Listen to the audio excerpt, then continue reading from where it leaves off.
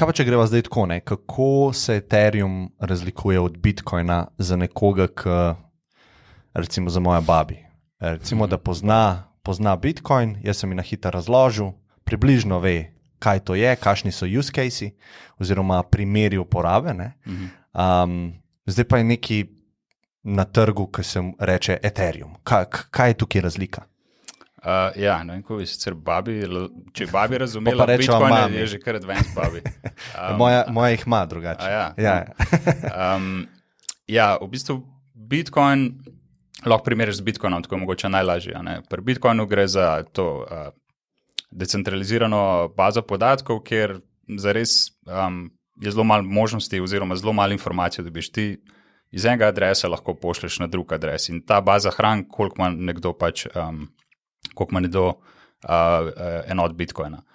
Pri Ethereumu pa tudi to omogoča, ampak hkrati imaš pa ti še dodatno možnost smart kontraktov. V bistvu v Ethereumu se reče, da je platforma smart kontrakti. In zakaj gre tukaj? Da v bistvu isto laufa na blockchainu, to se pravi ista tehnologija, proof of work, tako kot Bitcoin, zaenkrat. Razlika je pa ta, da v bistvu Ethereum hran, kje se nahaja state, rečejo machine state, v bistvu v kakšnem stanju se nahaja neka aplikacija, ki se žene na Ethereumu. Oziroma poenostavljeno povedano, na Ethereumu imaš lahko druge aplikacije, kot pa samo ta transfer nekih enot oziroma Bitcoinu. Kar pomeni, da lahko nek algoritem zgradiš na Ethereumu, ki ima čisto svoja pravila, neka svoj protokol mi praktično rečemo, in to je v bistvu smart contract. Protokol na Ethereumu oziroma neka aplikacija sestavljena iz raznih smart kontraktov, ki med sabo interaktirajo. In Ethereum omogoča, da ti pač napišeš to aplikacijo in useri potem z njo interaktirajo in vse se odvija na isti ta permissionless način, isto kot na Bitcoinu. Sam, da je pač ful močnej. Ne gre samo za transfer enot, ampak narediva neko aplikacijo, ki rečeva, ja, jaz ti pošljem, ampak če se to zgodi, ne vem, gre nazaj k meni in tako naprej. Pač lahko sprogramirava, finance lahko sprogramiraš.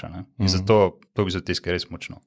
Ja, mogoče moramo malo bolj razložiti smart contract oziroma pametne pogodbe, ne? Tako čisto v koru, kaj to je. Ja, v bistvu ta pojem je tako malo čudno, da ker reče smart contract, misliš pač, kakšna pogodba je to, v bistvu zares gre sam za nek algoritem, za nek programček laufa. Recimo smart contract na Ethereum so zelo znani drugi tokeni, sam ta drug token, ki je tudi smart contract, recimo Tether ima zdaj, mislim, da večino supplya ima na Ethereumu in ima pač USDT token, ERC20, to je nek standard na Ethereumu za te tokene in to je svoj kontrakt, zares sam ta. In to ima svoje pravila, kako se prenaša, koliko ima decimalk in tako naprej, kako se vede. Tako da ja, smart contract je zares pač en program, pač par vrstic, odvisno. Ja. Jaz dostikrat rečem, ali pa probam razložiti na ta način, pa me zanima, kako se ti zdi, ne vem, kje sem to slišal, ampak recimo veliko interakcij, ki jih imamo mi z mašinami ali pa z ljudmi, je bazirano na pogodbah.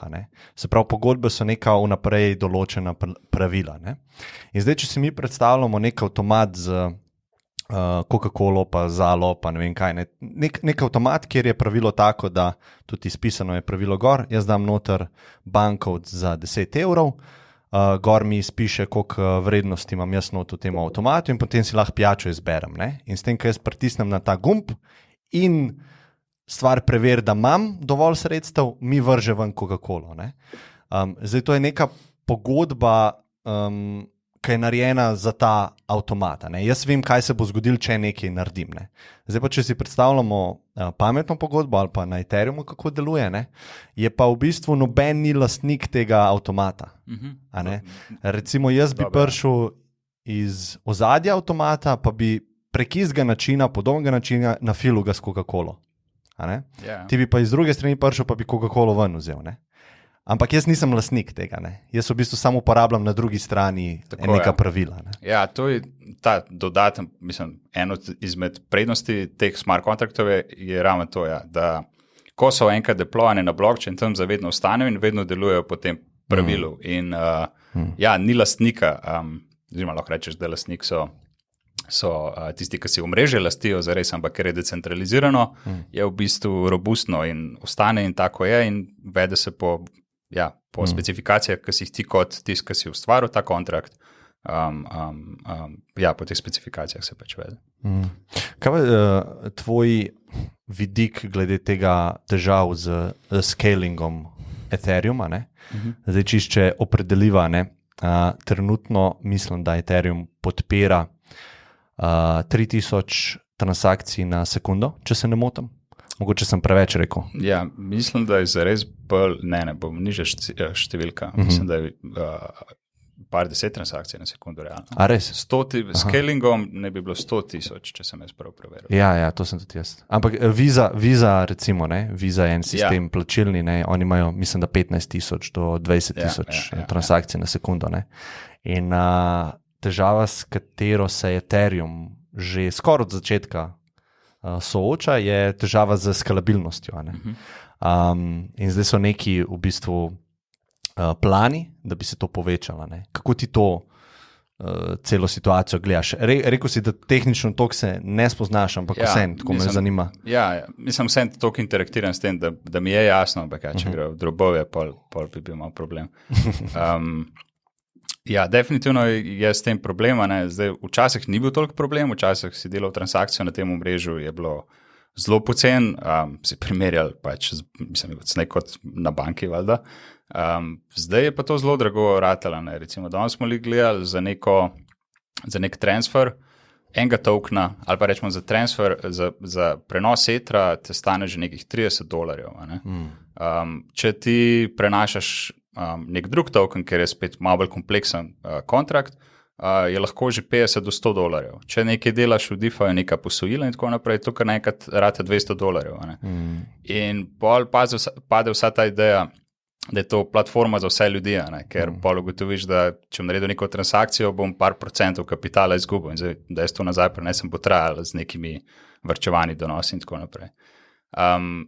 Zdaj, zakaj se to dogaja? Ker je toliko povpraševanja preprosto po temu, ker so donosi dobri in potem v bistvu tisti z več kapitala, jim ni problem te transakcije plačevati, ampak nastradajo pa tisti, ki bi, ne vem, z manj kapitala si nekaj igrali ali pa samo eksperimentirali pač na Ethereumu.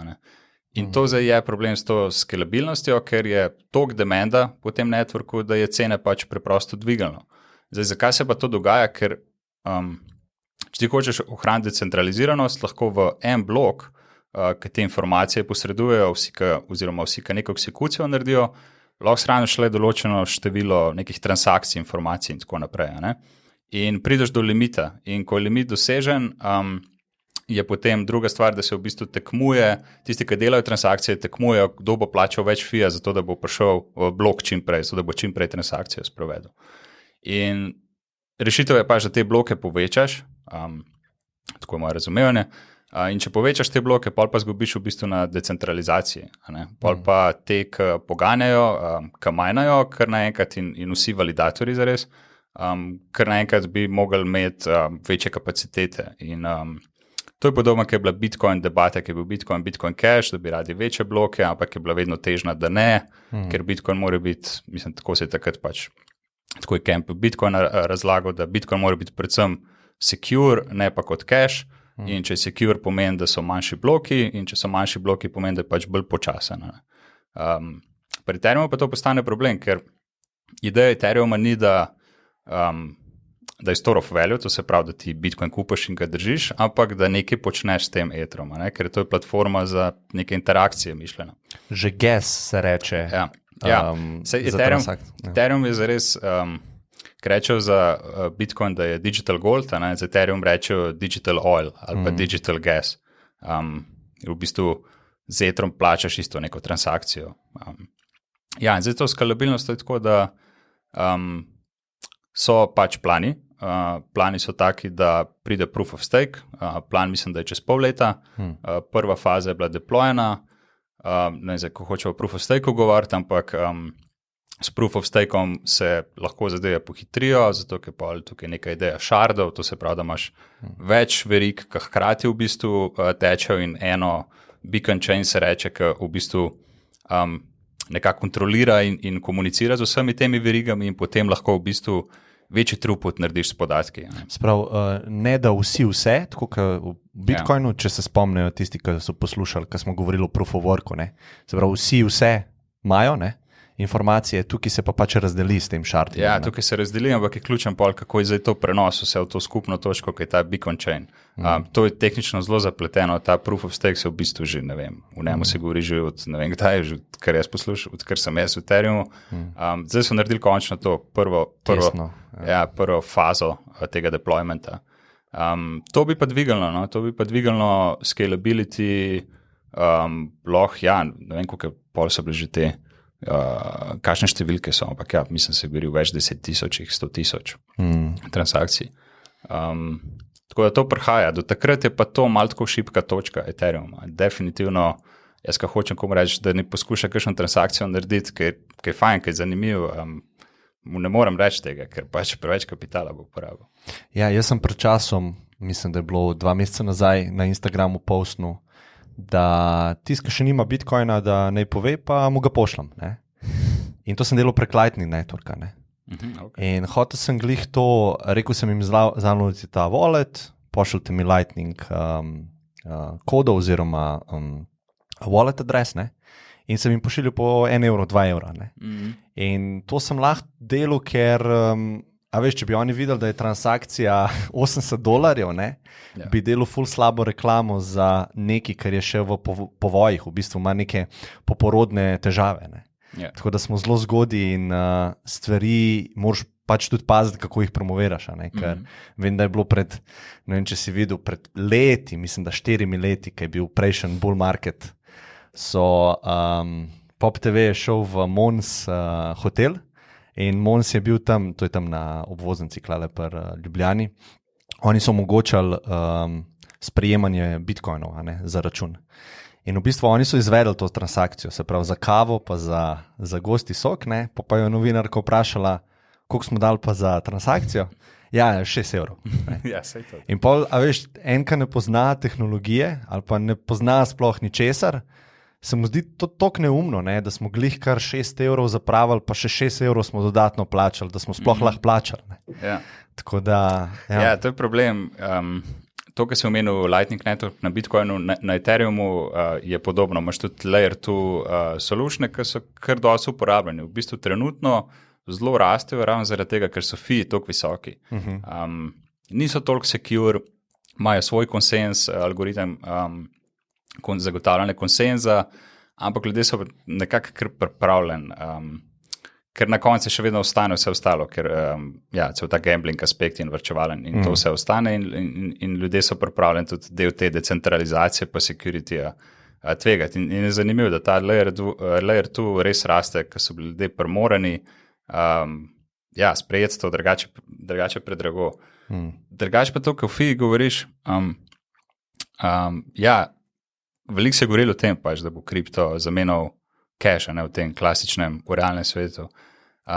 Po vseh teh letih, ki sem jaz, da bi videl neke full use case-ov kripta, jih res ni. Mislim, zelo malo tega. Kar pa vidim, da pa zelo rase in to je mogoče mi tako en tak fenomen, kaj se dogaja. Tisti, ki večja verjetnost se mi zdi, ne da bo kripto, v bistvu cela ta tehnologija prišla ven in bo zdaj, ne vem, banke začela uporabljati. Vse je možno, nič ne rečem, vse skalabilnostjo se bo to verjetno res zgodilo. Ampak na kratek rok, kaj se pa zdaj dogaja? Se pa to dogaja, da se v bistvu ljudje proti kriptu obračajo. To je tako malo težko razložiti, ampak neki mladi recimo, ki so doma in se jim vse odvija digitalno, ne vem, igrice igra, online skozi na platformah socialnih in tako naprej, njemu je kripto v bistvu v redu, ker ne rab tega preskoka v realen svet, ker je že v digitalnem svetu. In kar naenkrat mu postane to, ne vem, lifestyle na nek način. Ne? Zdaj, če si ti na kripto Twitterju, to je v bistvu Twitter, ampak slediš pač kripto dogajanju, to je skozi drama, to je, ne vem, pa ne samo drama v smislu entertainmenta, negativnem smislu, ampak tudi tako pozitivne, tudi tehnološko zanimive debate in tako naprej, ampak dejansko ljudem se življenje odvija pač digitalno in te ljudje so pa v bistvu kandidati za vse te interakcije, ki se dogajajo sploh na Ethereumu. In je noro, koliko v bistvu, koliko raste število transakcij, koliko to raste, pa userjev, pa konec koncev developerjev, dnevno, ki je na Ethereumu aktivnih. Pač zanimiv fenomen, malo drugače odvija, kot sem jaz mislil, ampak raste. Tako, na zanimiv način raste ta industrija. Ja, sej to, kar si rekel za mlade, ki so doma, ki so native v digitalnem okolju, ne? Ja, on igra League of Legends, tam ima cekinčke že od malih nog, ne? On šteka v bistvu, da je neki na zaslonu, pa lahko pošiljaš, ne? Starejša generacija pa mogoče malo težji, ki imajo radi tisto opremljivo bankovco v roki, ne? Se včasih so tudi radi imeli zlato v roki, ne? Pa je bilo pol, ker s kreditnimi karticami problem, ne? Ampak tudi starejši sploh ta zadnji let, ki je pač korona in so ljudje doma, se tudi vidi, kakšen je naval starejših ljudi, ki se digitalizirajo tudi v tem kripto smislu. Se podučijo in dejansko neke transakcije delajo, večinoma itak še vedno pač gamblinga, kupovanja nekih coinov na teh klasičnih borzah, ampak vidim, da pač ljudje tako skozi več vejo teh tehnološke zadeve, pa te recimo DeFi, ki je meni blizu, recimo, ki je lahko zelo kompleksen, se kar podučijo in interaktirajo s tem dejansko.